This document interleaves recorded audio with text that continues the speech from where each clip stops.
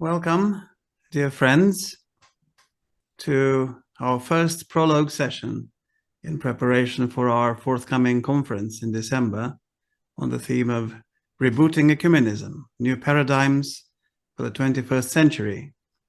It is a theme that has garnered a lot of interest, so it is possible that we may also have some epilogue sessions on the theme of ecumenism in the new coming year. So this series of talks today from two of our friends, Dr. Kelaidis and Dr. Jeremy Ingpen, and during the conference from an impressive array of speakers, including Right Reverend Dr. Ron Williams, Reverend Professor Andrew Louth, Professor John Milbank, Professor Paul Murray, to name but a few. So this series of contributions is part of an experiment, if you like, to discuss new approaches that together may inspire bringing ecumenism back to the fore of theological discourse. An ecumenism, however, that is tailored in as much as possible to our modern reality in the digital era of accelerated globalization and, dare I say, unprecedented polarization. The two prologue sessions are meant to preface the conference by already proposing new angles and ideas of approaching ecumenism. There will be a second prologue session taking place on the 14th of November. The conference itself will take place between the 5th and 6th of December at Jesus College here in Cambridge, so it's both a physical and an online event. Today, we have with us two of our research fellows of IOCS, Dr. Jeremy Ingpen and Dr. Kelaidis. Dr. Jeremy Ingpen, he is an alumnus of our institute. He has been working tirelessly on translating the work of French Orthodox theologian Olivier Clément, following a career in management, consulting, and affordable housing. It has been a multi-year translation project, now in its 12th year, or perhaps its 13th, Jeremy. It has included Olivier Clément's Transfiguring Time, Michel Evdokimov, Two Martyrs in a Godless World, Olivier Clément Dialogues with Patriarch Athenagoras, as well as a projected volume of Clément's theological essays. These has been all projects that Jeremy has been working on. He was awarded his doctorate through IOCS for his study of the life work of Olivier Clément, entitled The Face is the Prophecy of the Kingdom, an introduction to the work of Olivier Clément. Dr. Kelaidis is the Director of Research and Content at the National Hellenic Museum in Chicago, and the Senior Editor at Religion Dispatches. She's also on the editorial board of The Wheel. Her work focuses on Orthodox Christian identity in the diaspora and the intersection of religion, culture, and politics. She received a BA in Classical Languages from the University of California, Berkeley, and a PhD in Classics from Royal Holloway College, University of London. So these are our two speakers. And we will start with Dr. Jeremy Ingpen, who will speak today on rebooting ecumenism, encounter, and outrage. Jeremy, over to you. Right. Could we just go to speaker view, or can I do that? I'm seeing, that's okay, that's fine. I can see myself and other people. So, sometimes when you are asked to do a presentation, your earliest thoughts turn out to be relevant. And I came across my initial scratchings from my conversation with Razvan, I think this summer. One of the unspoken issues in this ecumenical debate or conversation is how to cover or how to recover 1,500 or 2,000 years of history, how to situate the issues in question in their context, how to contextualize them. Were they always obstacles? What is it that is the essence of our common faith, the faith that we hold, to quote Archbishop Paul of Finland in a wonderful little book, the faith that we hold in common?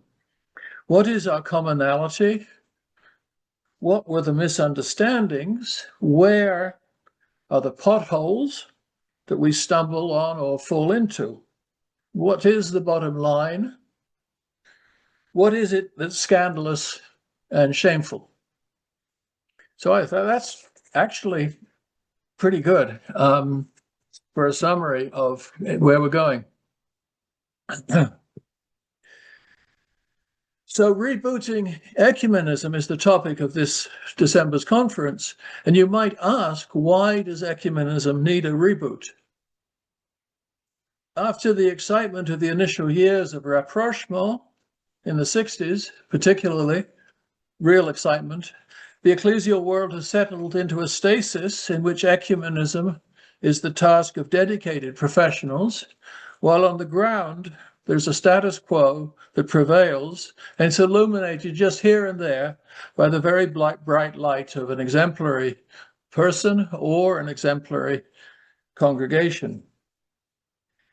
So by way of preface to the conference, I'd like to place the question of rebooting in its historical context, and in the context of two themes that run through its whole history: encounter and outrage.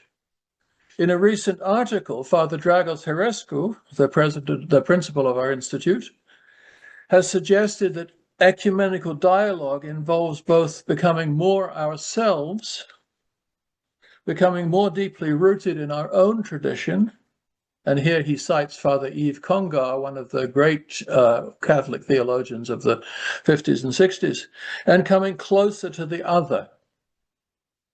Father Dragos notes that the ecumenical encounter invites us to pay attention to the details, asks us to learn to listen. And he stresses the urgency with which we should engage in this encounter. He emphasizes that we need to hear the words of the liturgy as an ecumenical imperative. We pray for the peace of the whole world, for the welfare of the holy churches of God, and for the unity of all. Learning to listen, I think, is paying attention to the details, and learning to listen, I think, are very, very important and seemingly insignificant points. They're not grand ecumenical concepts. They're very fundamental human concepts.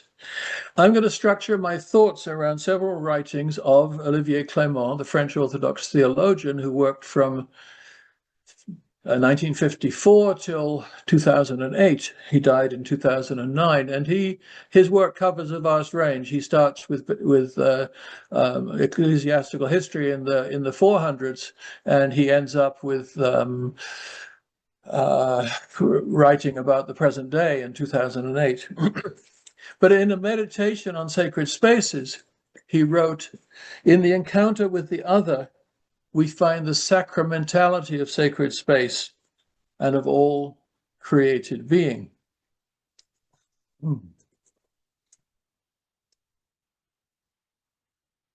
In one of his early historical studies, called The Rise of Eastern Christianity, Clément carefully parses the events leading up to the Photian Schism. This is in the years of 869 to 880. He explores the events that he explores the efforts that Photius, as Patriarch of Constantinople, made to come to an understanding of the Filioque, the recent Western addition to the Creed, to understand the Filioque as something that could be accepted from the viewpoint of the Eastern tradition, as the procession of the Spirit by the Father through the Son. Encounter of East and West. Political demands ruled the day, both in dictating the initial inclusion of the Filioque in the Creed at the direction of Charlemagne. This was partly, incidentally, a delayed reaction to the Arianism of the Visigoths, kind of echoing through, and in Rome's belated assent to this addition under Pope Nicholas I. Photius's refusal to accept the enthronement as emperor of Basil the Macedonian, who'd assassinated his predecessor, and as Patriarch Photius objected, led to Photius's deposition and exile, and his refusal to add the filioque to the creed led to his being anathematized by Rome. Outrage. But this situation was resolved with the crowning of a new emperor, the reinstallation of Photius, and the convening of a general council that was at that time seen by the West as the Eighth Ecumenical Council of 879 to 880, attended by representatives from Rome. This council reaffirmed that no words were to be added to the creed, and in addition recognized the legitimacy of local variations in liturgical forms and liturgical usages. Encounter. In this regard, the ecumenical discussions of the 20th and 21st centuries have by degrees brought us back to the broad-based understanding of this council, to which perhaps we should look rather than looking at the 15th century Council of Florence, often held to be a failed opportunity for the Orthodox to reconcile with the Catholics, which was held under duress.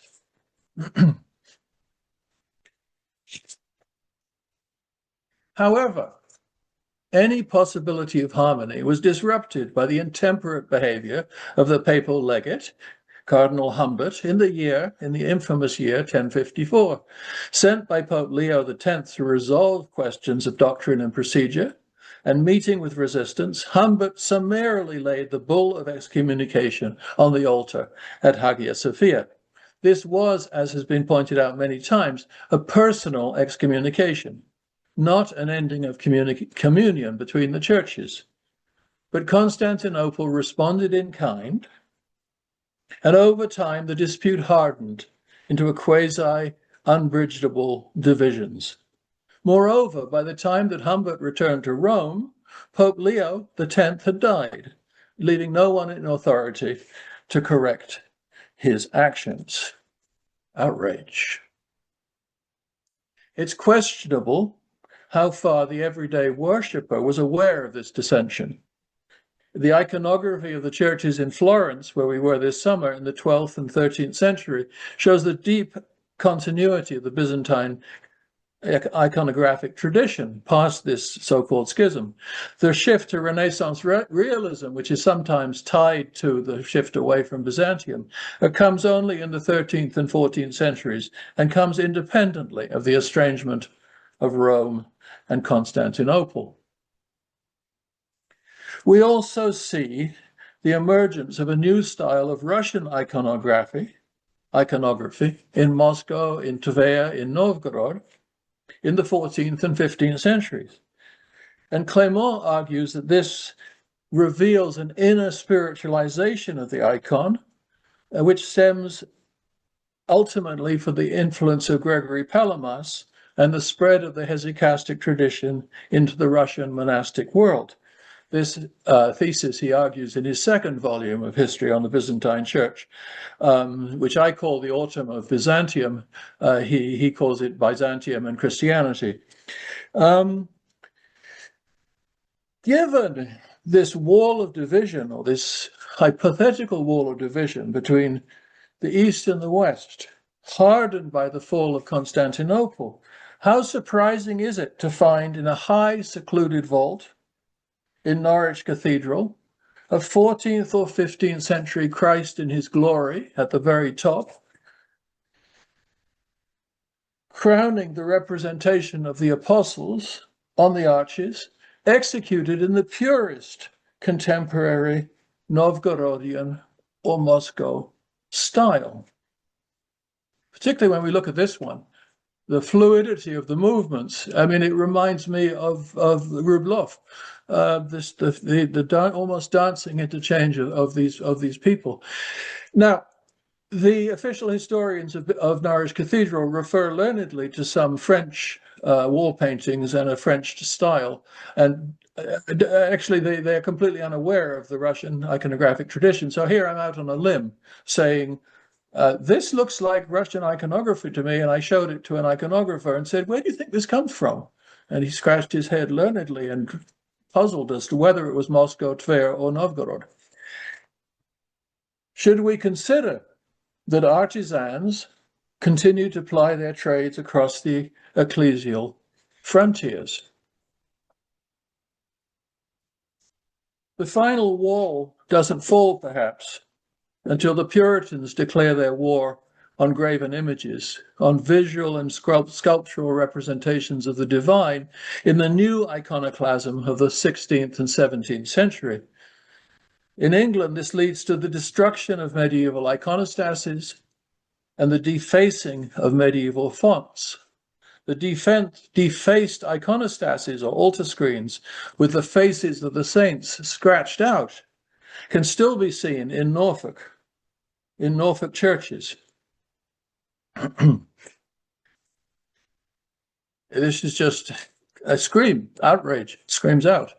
Both outrage from the Puritans who were outraged by the images, and outraged by those who worship, those who venerate those images at the desecration of the image. After the restoration of the English monarchy in 1660, after the Civil War, the Anglican divines of the 17th century reached deep into the work of the Apostolic Fathers and the patristic riches of Byzantium. This was 200 years before the parallel effort of patristic translation in Russia, which was led from the Sergeyev Posad Theological Academy and the Optino Monastery.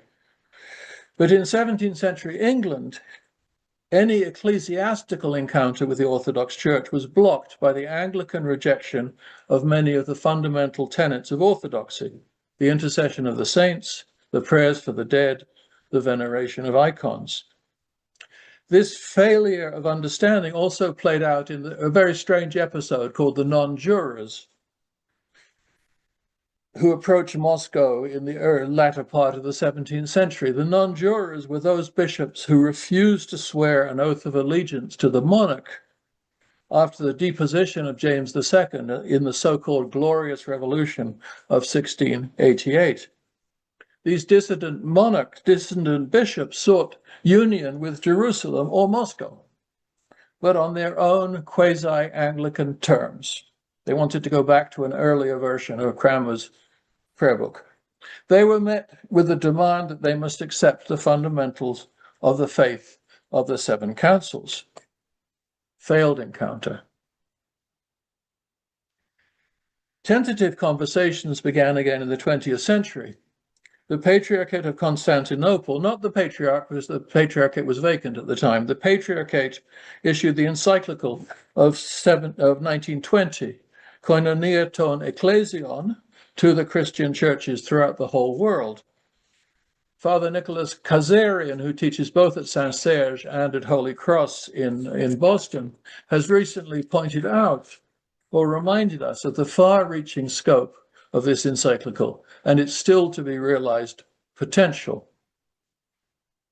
Shortly thereafter, Archbishop Nathan Söderblom of the Swedish Lutheran Church convened the 1925 Stockholm Ecumenical Conference on Life and Work, laying the basis for the formation of the Ecumenical Council, which became one of the foundation stones for the future World Council of Churches.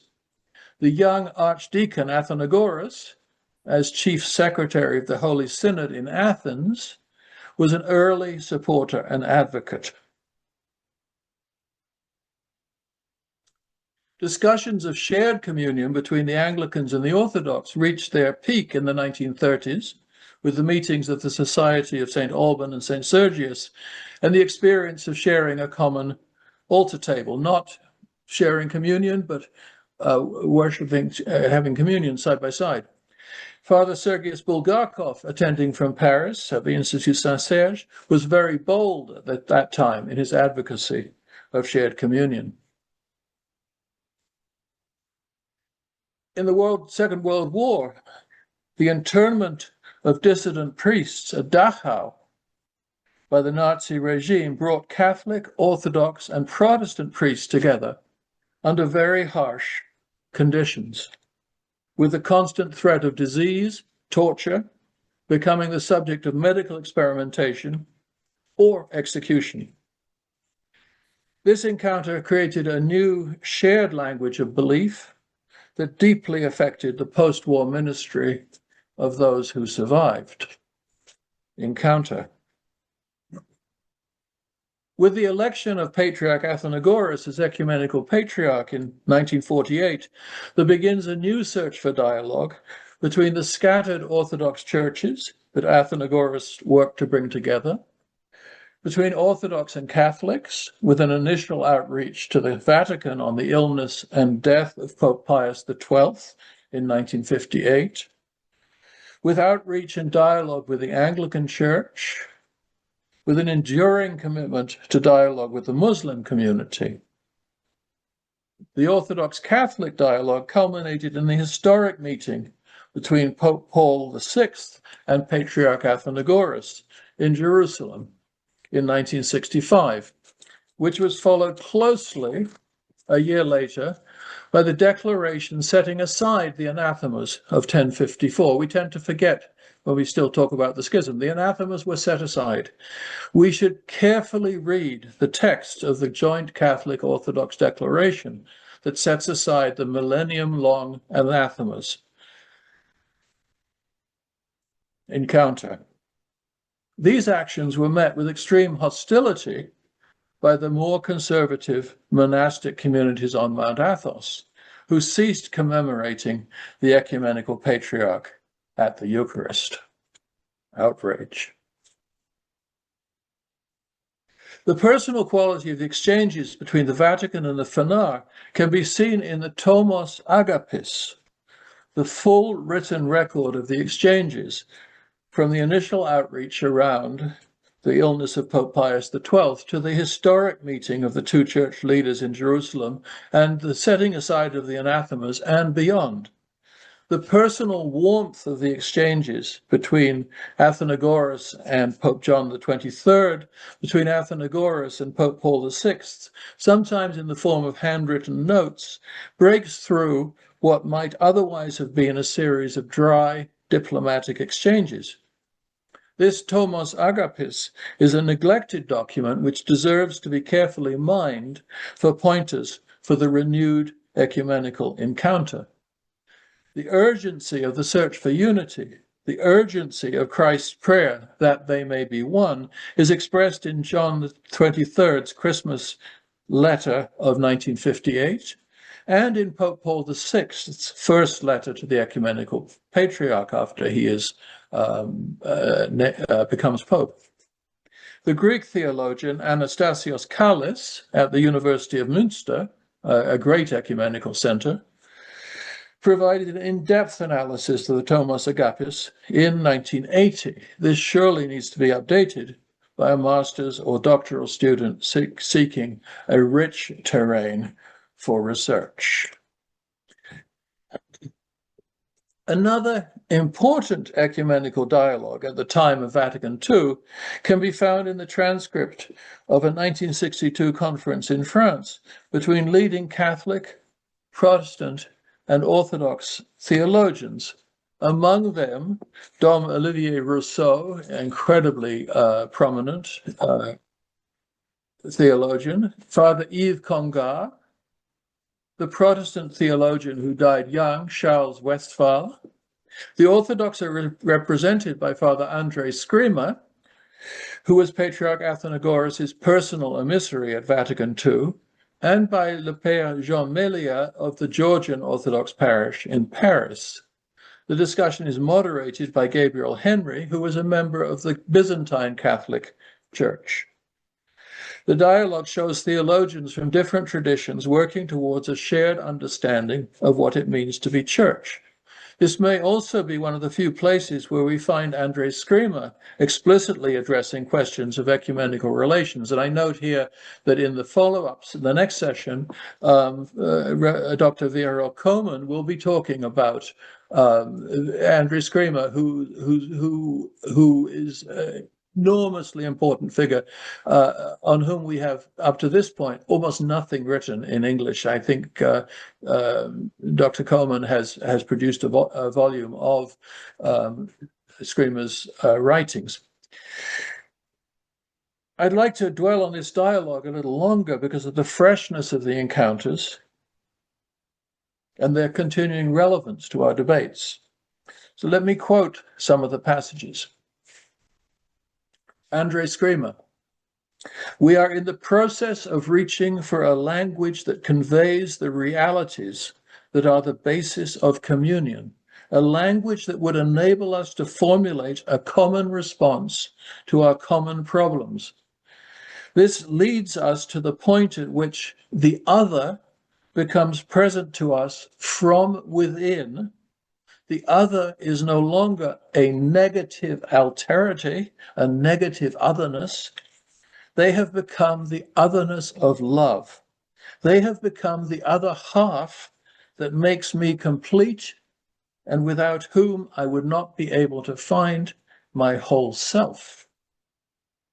To this, Father Yves Congar says, we can sum up this difference by saying that previously we judged the other based on our own values, and now we try to understand a certain aspect of ourselves as seen by the other. We try to see our face as revealed by the other, that unknown half of ourselves of which Father Screamer has spoken.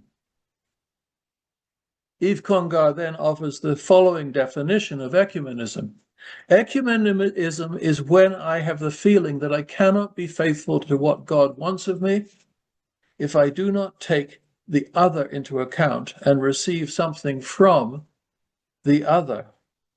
To which Pastor Westphal replies with a quote from Leon Zander, an Orthodox theologian of the Russian emigration, to suggest that Yves Congar has not gone far enough. My attitude is ecumenical, he says, when I recognize my brother in Christ in the member of another church as a brother or sister Christian who is Christian not despite their church, but because of their church. Gabriel Henry concludes, "What I want to make clear is the scandal of how comfortably we live with our divisions. How is it we don't do absolutely anything that we can? How is it that we don't seek every possible means of reestablishing unity?" So here the outrage is internalized. Now it's our outrage. How is it that we don't do everything that we can? Andre Screamer encapsulates the shift that's required in us in his commentary on the initial exchanges between Patriarch Athenagoras and Pope John the 23rd. In response to the solemn words of Pope John the 23rd, the responsibility for the schism is shared. Athenagoras replied by applying the words of the fourth gospel to the newly elected Pope. There was a man sent by God whose name was John. Father Screamer comments, in this act, there was something more than fraternal respect. If I might repeat what Athenagoras himself told me, the Patriarch felt that in this shared act, the two churches might finally be able to rediscover their shared axis after centuries of misunderstanding.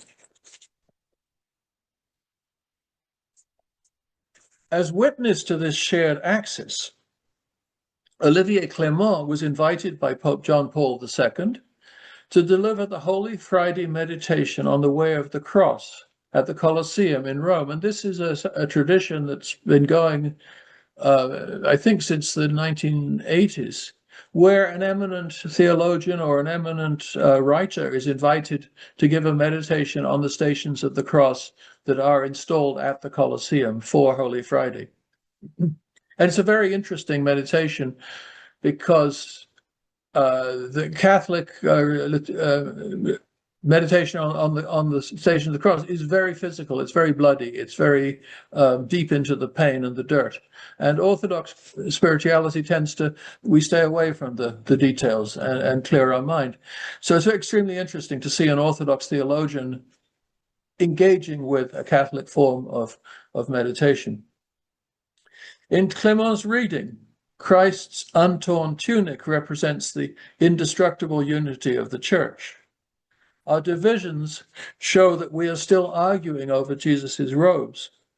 Instead of the cup of sharing, we offer him the bitter gall of our divisions. So in closing, I will read from the 10th stanza of his meditation on the way of the cross, entitled, Jesus' Clothes Are Divided. And you will hear that it ends with a prayer for unity. Jesus' clothes are divided. The soldiers had torn off his clothes, nor was he any more clothed by the marvels of the world. He was stripped completely bare, and yet they did not dare to tear his seamless tunic.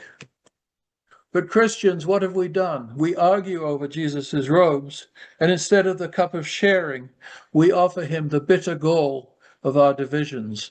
We cannot tear apart this seamless robe. The saints, the just, the martyrs, those who create life, those who create beauty, those who are persecuted for righteousness' sake, ceaselessly reweave its tissue. Lord, we have divided your garments. We have spread them to east and to the west, to the north and to the south. Bring us to understand that the differences in our views do not divide the light. Secretly, your tunic remains seamless in the ever-existing communion of saints and sinners. Grant us to discover this communion at the foot of the cross. So that brings me to the end of this long journey from 1,500 years. The full text you can find at transfiguringtime.com/articles. And that has all the references to all of these somewhat obscure sources. So thank you very much. Thank you very much, dear Jeremy. We have some time now for immediate questions. We will try to have a bit more ample time, perhaps at the beginning of the event, after the second talk. But if you have comments or questions that you need to raise now before you forget them.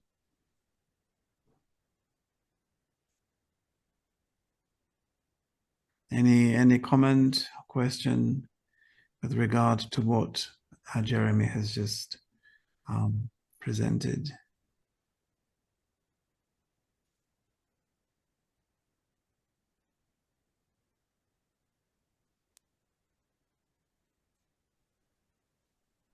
Nothing. Okay. You need a bit more time to formulate the questions. Why don't we then go straight to our second talk from Dr. Katie Kelaidis, who will be speaking on Anglican-Orthodox relations in a time of culture war, history division, and the possibility of reconciliation. Kate has already started sharing the screen. Oh, I didn't mean to, but there it went. Very good. I'm impressed. Very competent. I mean, the opposite, I'm afraid, the opposite. No, not at all. Over to you, Katie. Oh, wonderful. Thank you. First, Rosalind, thank you so much for inviting me, or I invited myself, perhaps. But thank you so much for having me. I'm going to apologize a little bit for my voice. I was at the Southern California Greek Heritage Society last weekend, and I think I may have gotten sick there. So the Greeks got me sick. And I want to sort of preface what I'm about to say with a few comments, and then we'll sort of walk through this. First, I want to have a frank conversation about where we are, both within our traditions and amongst our traditions at the moment. At a moment that is as Razvan said at the beginning, incredibly divisive sort of globally. But I think within the context of religious communities, religious communities themselves, religious traditions themselves are having an internal conflict, and that need to reach out and speak to the other is increasingly not just about people outside our tradition, but within it. Along those lines, I used the word dialogue in the title, and now I think I probably should have used the word encounter. I want us to step outside of our sort of traditional thoughts about dialogue, which are, usually clerics who are usually men, sitting in rooms talking about points of theology. And I want to sort of move beyond that and talk about how we encounter one another as human beings and Christians in the world outside of rooms where men in black robes meet. I also want to point out that I am a historian by training, not a theologian. I did a postgraduate diploma the COVID year at a Catholic institution in biblical studies, but other than that, I have no theological training. I'm a cultural historian. And my interest in this, beyond the interest of my faith, is that I'm interested in how people encounter each other culturally, and the roles in which our preconceived ideas of history and of the other facilitate those encounters. So I became interested in Anglican-Orthodox dialogue initially and principally because I was interested in the ways that English Philhellenism and Greek Anglophilia had facilitated that dialogue throughout the 19th and 20th century. I am also, if my name and accent didn't give me away, a Greek American. And so I was very interested in the relationship between the Orthodox, the sort of nascent Orthodox communities in America in the late 19th and early 20th centuries, particularly in immigrant communities, and the Episcopal Church, which was, in many ways, the establishment church of the United States during that period, and had this really interesting local relationship that was already speaking to divides occurring in the American Orthodox community. So what I want to do today is sort of talk about that history, give you sort of an overview of that history, where a lot of people are doing, I think, some great work, and where I hope to be doing some writing here in the near future, and then transition to our current climate, and what is happening. I have just finished writing a book called The Fourth Reformation, where I talk about issues of gender and sexuality and the way they have become the center of debate in both political and theological conversations through the course of the middle of the 20th century to our current moment, and kind of ask why that is. That will be out next year in places where not so fine books are sold. And so that is one of the sort of premises underlying my talk today, is why have these issues of gender and sexuality become so central to our conversations, to our debates, and sort of accepting that they have been. And certainly, as I was in the lead up to preparing this talk, the Church of England has given me plenty of material to work with, as things have been kind of, even last night things were changing, right? But I want to talk about how, because those divides in many ways ended that American encounter, or problematized that American encounter between Orthodox and Episcopalian communities. I want to talk about how do we talk around that, and what opportunities for intra-traditional conversation do we have, not in spite of them, but because of them. Does that sound like a plan to everyone? Okay. So, when we talk about the history of Orthodoxy in America, obviously that is a topic far beyond the purview of the 20 minutes or so of your time I've been given. But we really talk about two origin points. And I'll just say, I think there's a really good doctoral thesis that's being written right now at Fordham that hopefully will be available in the next year or so, sort of about the cultural dimensions of this, that I'm really excited for, someone who I think is doing some really good work, particularly in the Greek space. what you really have, though, is these two origin points. You have this sort of Russian colonial mission in Alaska, and then also parts of the Northwest, beginning in the late 18th century.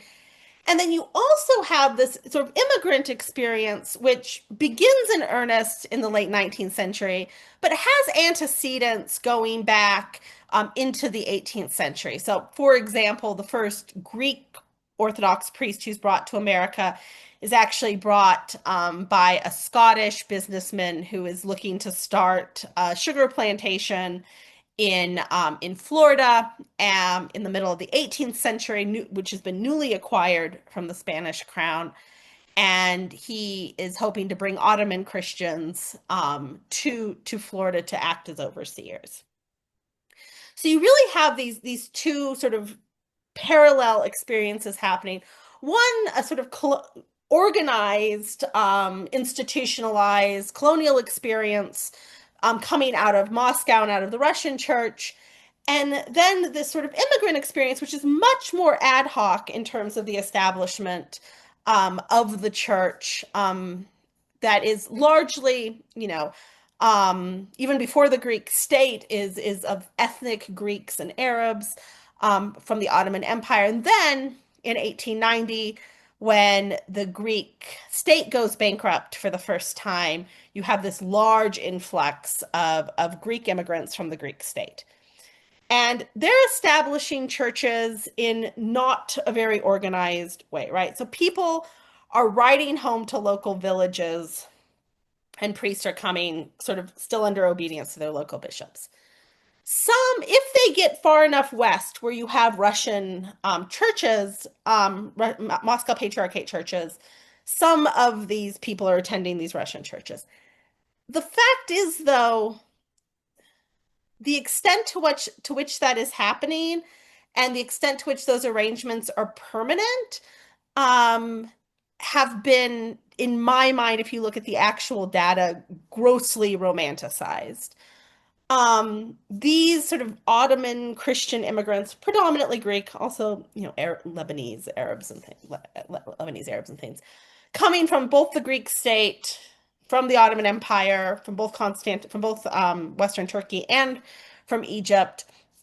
They actually don't stay for cultural reasons very long in these Russian parishes. And once again, I think there's this myth that has grown up subsequently by people who sort of romanticize the idea of a singular American jurisdiction about these multi-ethnic parishes that existed in the early 20th century that have been somehow destroyed.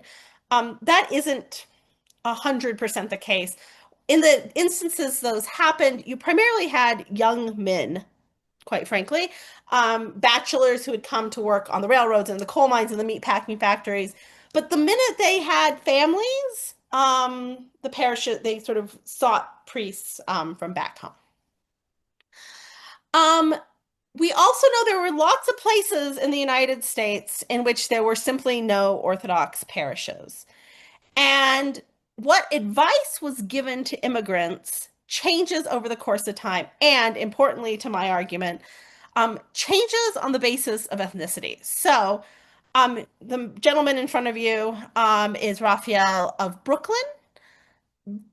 Very importantly, he's an Arab who leaves the jurisdiction of Alexandria because of his sort of negative encounters with what he sees as sort of ethnic Greek supremacist attitudes, is trained then in Russia, comes to the United States.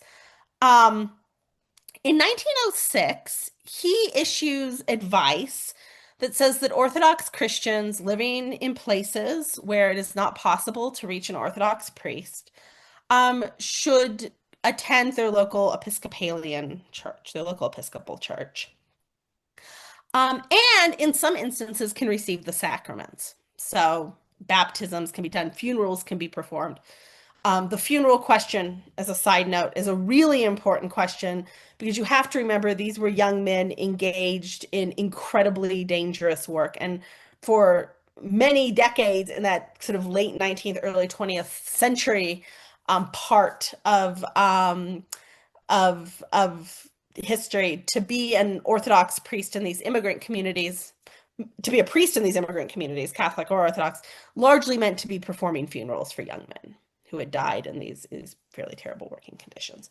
So, one of the things he's really addressing, weddings, baptisms a little bit, but what he's really addressing is this question of funerals. And he says an Episcopal priest can. He reneges on that in 1908. And the sort of standard explanation for that is he sort of discovers the different kinds of churchmanship within the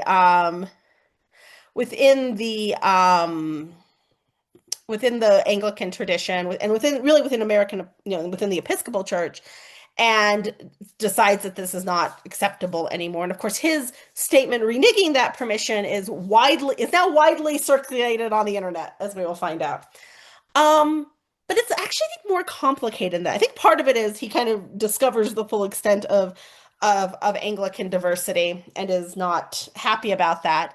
But the fact is that would have been pretty well known, even at that point, even for someone of his background. Part of what's happening is Greek, to some lesser extent, other Ottoman Christian immigrants are, even when there is a Orthodox church near them that may not be of their ethnic tradition, they are increasingly choosing the Episcopal Church. And there's lots of explanations for this, from assimilation to these inter-immigrant conflicts that are developing about culture, sometimes about religious practice, and sometimes not, right? Sometimes just about, not liking each other very much for a host of reasons.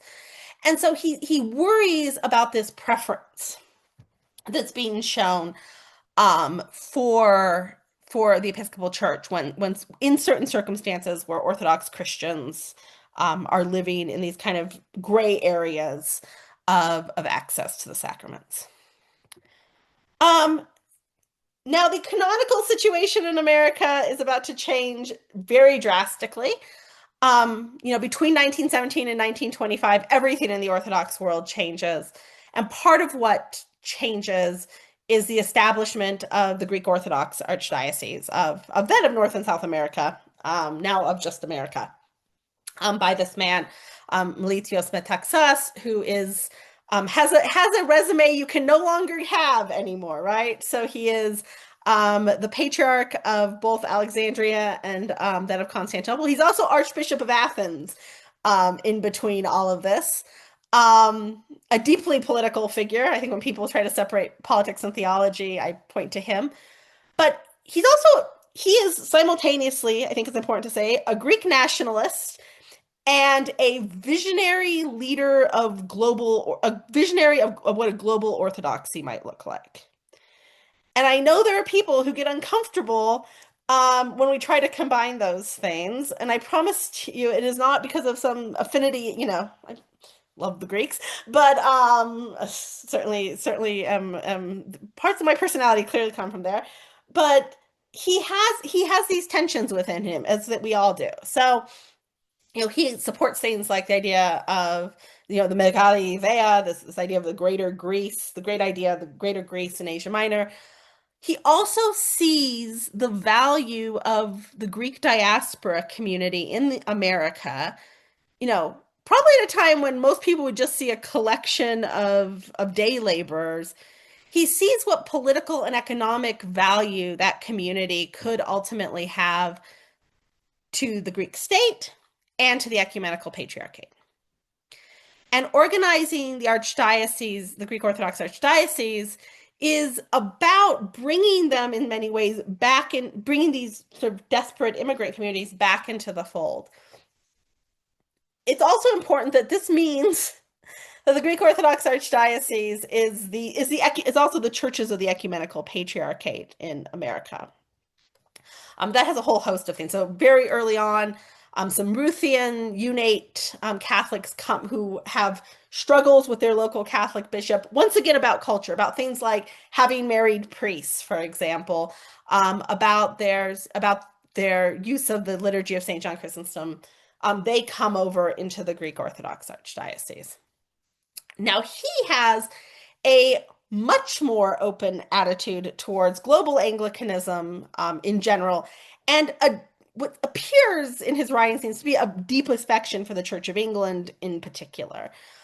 Like many educated Greeks, particularly from Crete and Cyprus, during this period, there is a strain of Anglophilia that runs through him that gets transferred onto Anglicanism, just like a lot of Oxford dons who have read too much Greek transfer their affection for ancient Greek culture onto the patristic writers and then onto the modern Orthodox Church.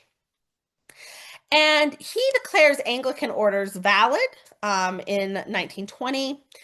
And what's really fascinating is the way this message is translated to Americans, to Greek Americans, particularly post-war, both as the formal ecumenical movement is taking place, but as these Greek Americans are entering the mainstream and as they're encountering the remnants of the Russian church in America, what will eventually become the Orthodox Church in America, the OCA, as they're encountering that, and what they're encountering is, you have two communities that are really, in many ways, being pulled in different directions by their different circumstances.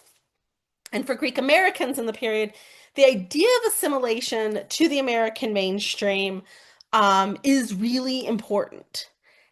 And a relationship with the Episcopal Church, which at this point is the Republican Party at prayer, right, is incredibly appealing. And I think there's a lot of evidence, and both anecdotally and kind of what you can see in the Greek American press and things at the time. This idea develops that the Episcopal Church, if there's not a Greek Orthodox Church nearby, the Episcopal Church is preferable to even some of these sort of remnant, proto-OCA parishes that are taking shape. And this picture in front of you is actually the Hellenic Students Association of the University of Illinois Urbana-Champaign, and they met in the Episcopal Chapel, and this is their priest, Father George Pamadeus, who is dressed rather like an Anglican cleric, if you ask me, but also gives them pamphlets and things, pointing them to he's traveling down from Chicago, which is quite a hike, and he is encouraging the Hellenic Student Association to attend Mass at the Episcopal Chapel on campus as par for the course. And I will, kind of mindful of time, but also I'll just, I'll share a personal anecdote from my own family during this period. My late mother was born in 1957 in Emporia, Kansas. And if you don't know where Emporia, Kansas is, get in line. Nobody does. As you can imagine, the number of Orthodox churches in Emporia, Kansas, about halfway between Kansas City and St. Louis, is non-existent. There is, however, a Russian parish about an hour away that has been there since the late 19th century. Today it's an OCA parish in a place called Commerce, Kansas. But my mother was born very, very ill. She had to have surgery when she was 2 days old. My very pious grandparents were not going to allow her to have surgery without having been baptized. And when they called, Chicago was then where the nearby Greek bishop was. When they called Chicago, long distance phone call in 1957, asking for guidance about what to do, they were told to call the local Episcopal priest. My mother was born in a Catholic hospital, by the way, to call the local Episcopal priest and have him baptize her. And so my mother was baptized in a NICU, in a neonatal intensive care unit, by an Episcopal priest. And I will actually come back to that story because I think there's some relevance here. So that's the kind of situation going into 1973 when the formal dialogue. So that's the situation for Greek Americans and for sort of Orthodox communities in America going into the formation of those formal dialogues in 1973. Okay. And then we all know what happened in 1979 with the Philadelphia 11 and this irregular ordination of women to the priesthood in the Episcopal Church. I think it's important to remember that this not only puts the Episcopal Church at odds with ecumenical partners, like the Greek Orthodox Archdiocese or now the OCA.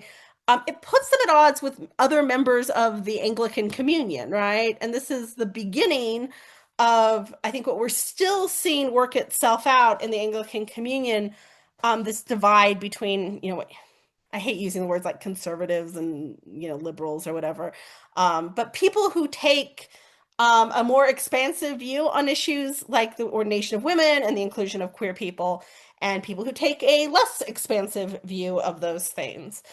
And so this is part of what's happening within the mainline Protestant tradition, more generally.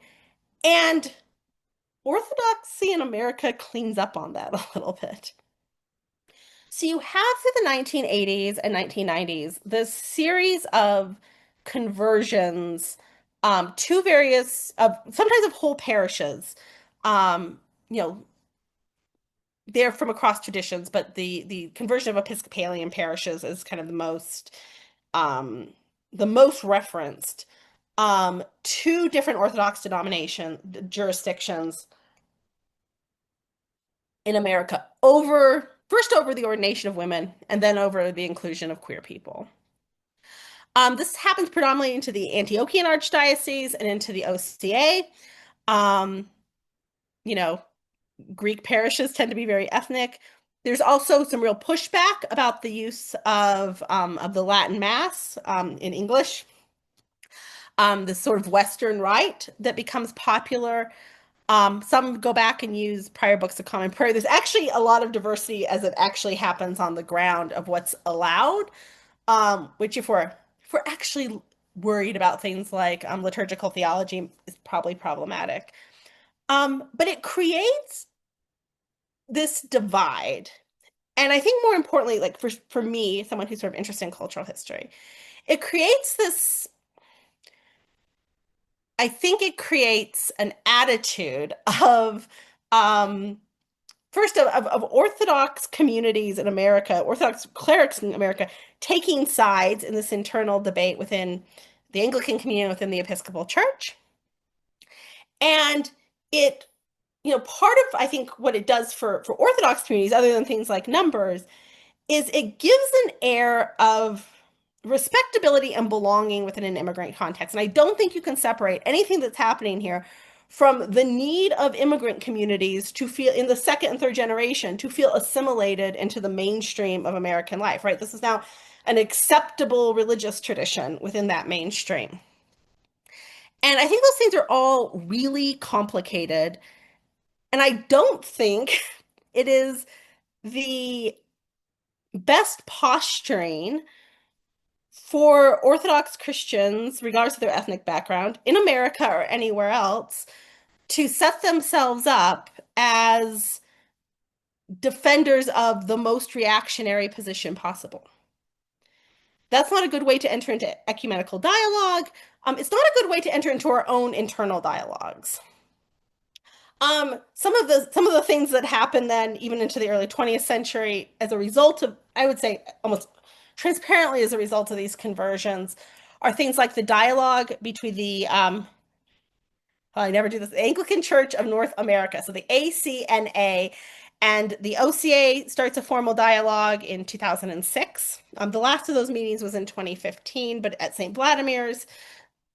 I think, the ACNA is, at the point these dialogues begin, the ACNA is still involved in legal fights with the Episcopal Church USA. Putting your finger as an outside partner onto the scale that way is troubling, right? But also, that's my tempted, okay. But you also then have last year the at Holy Cross, the celebration of what is the 50th anniversary of those 1973 dialogues. So this is at the Greek seminary then. This included representatives from both the Episcopal Church USA, who were the central kind of partners in this organizing, but also ACNA. I really hope I'm getting that acronym right. Members as well.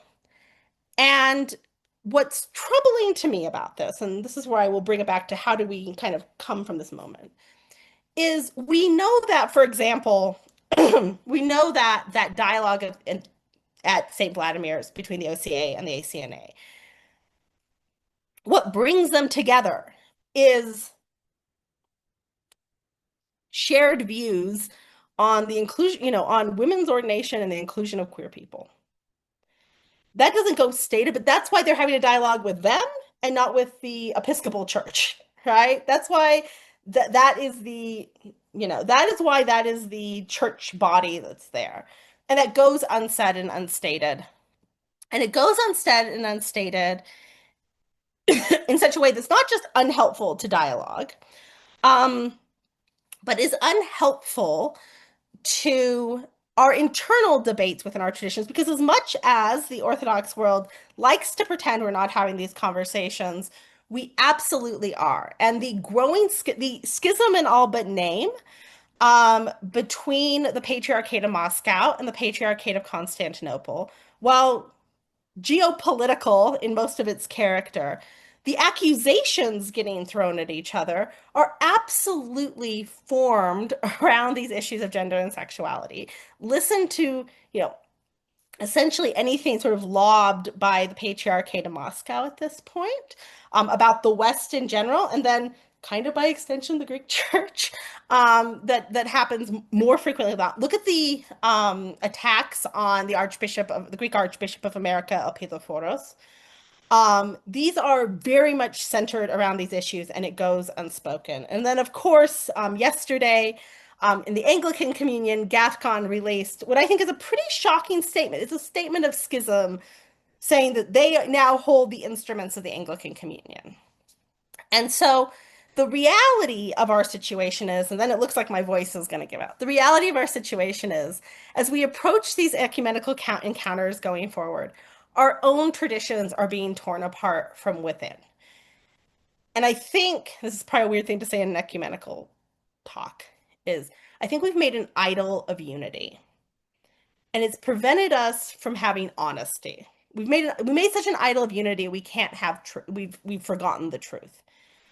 And so what my recommendation for rebooting these conversations, for having these conversations going forward, is being honest about the things that divide us and being honest about our division. Because I think we can find real fellow travelers in these outside traditions, many times often than within our own traditions. And that kind of encounter helps us speak to the people within our own traditions and to those outside of the church at large. And I'm about not to have a voice, so thank you.